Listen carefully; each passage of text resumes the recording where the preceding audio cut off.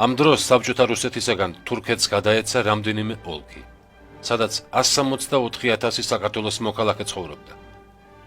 სომხეთს ბორჩალოს მაზრის ნაწილი, ხოლო აზერბაიჯანს ჰერეთი, დღევანდელი საინგილო. საქართველოს რუკაზე გაჩნდა აჭარის, აფხაზეთისა და სამხრეთ ოსეთის ავტონომიები.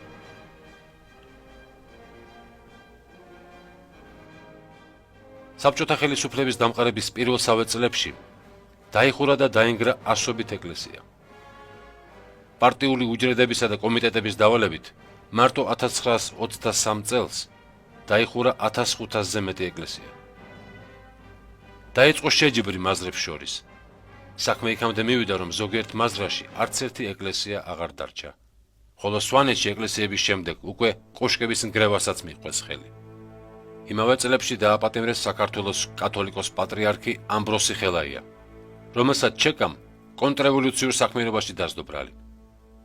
ხელაიას მიმართ ეგრეთ წოდებული კომპრომატი მის მიერ გენუის კონფერენციისადმი გაგზავნილი მიმართვა აღმოჩნდა, სადაც პატრიარქი რუს და ქართველ კომუნისტებს საქართველოს დამოუკიდებლობის დაკარგვაში, თავისუფალი აზრის დევნასა და რეპრესიებში ადანაშაულებდა.